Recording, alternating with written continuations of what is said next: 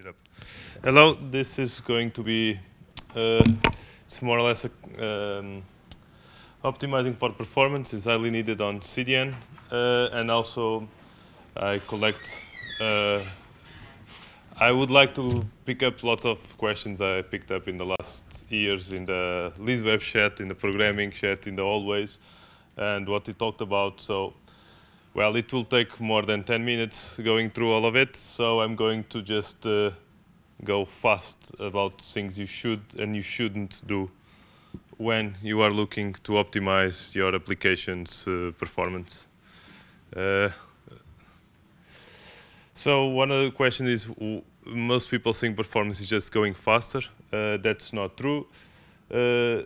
Of course, you want less CPU usage, but you want to be really efficient on memory also.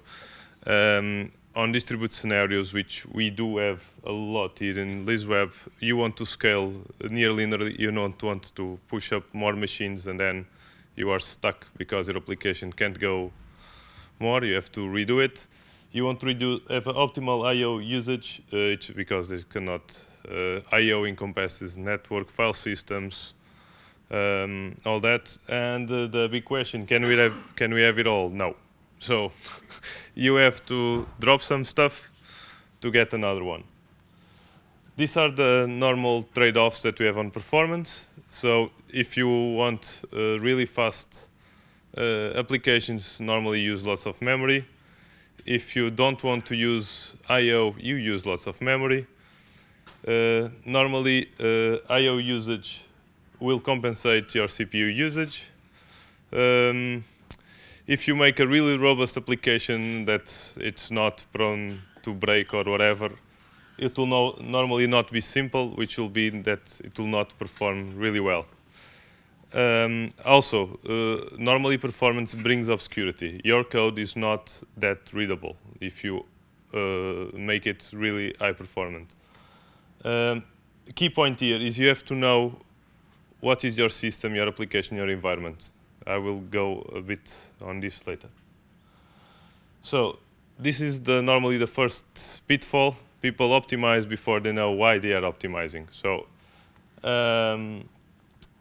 or they run the application and they start to optimize code paths that are not useful for optimization. So not having clues on where your application will run or your system will run will normally be critical, because you will optimize paths of the application that is not useful later on to be optimized.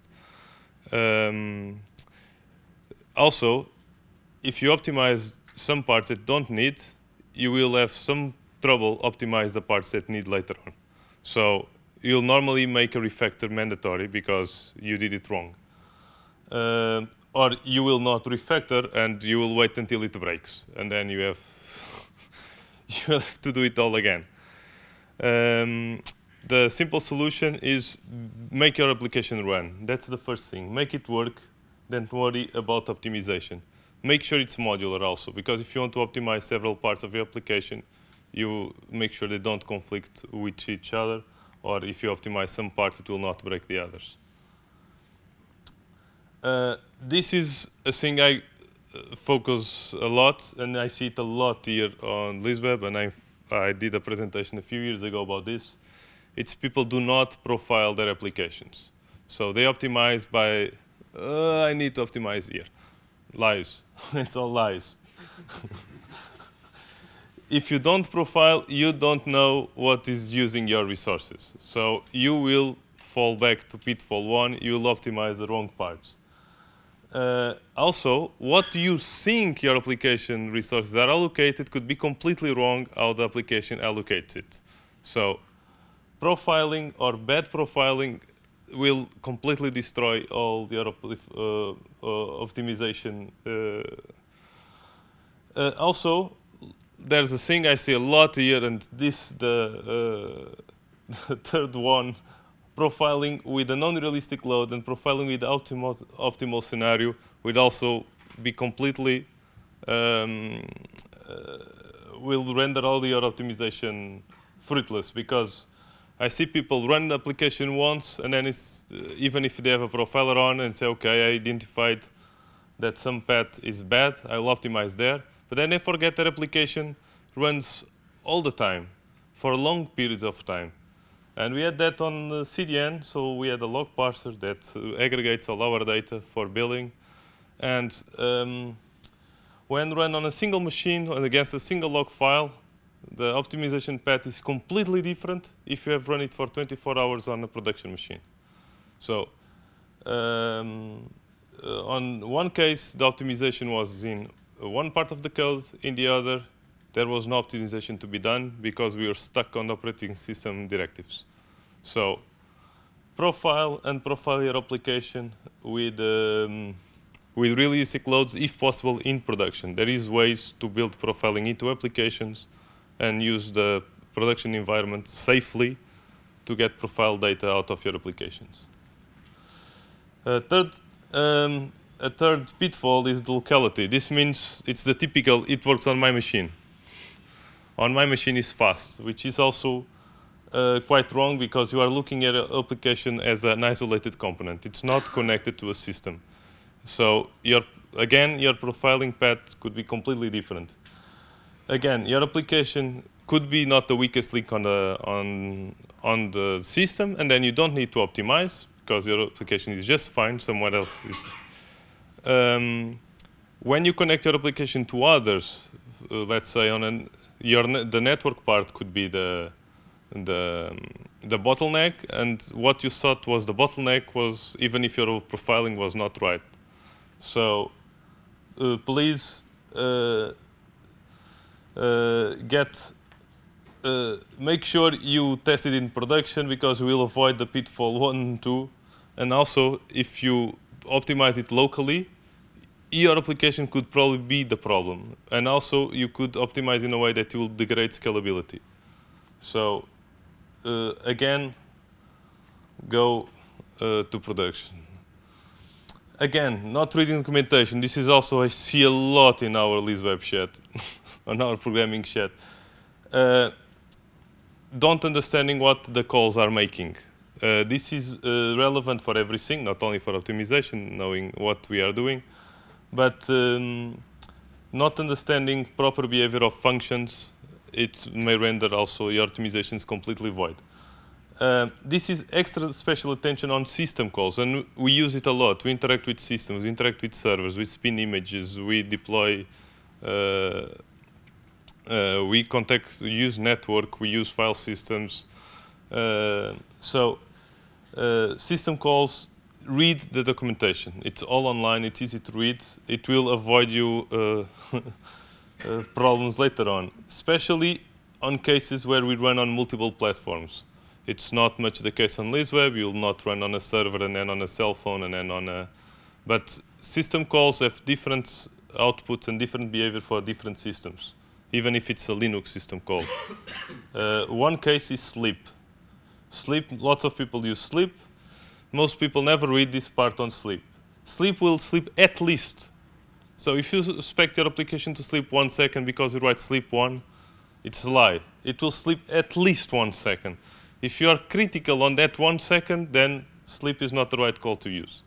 So, and another thing on the documentation, sleep even says, on some case on busy systems, sleep will not awake. So,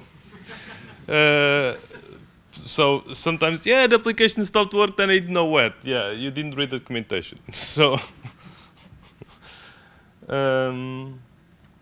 pitfall 5, it's optimizing. You don't need most of the times, seriously. And optimizing is one of those tasks that consumes lots and lots of our time. And there is no end to it. It's an iteration process. We optimize this part, and we optimize that one. Then the environment changes a bit. You optimize a bit more the other part. So it will never stop.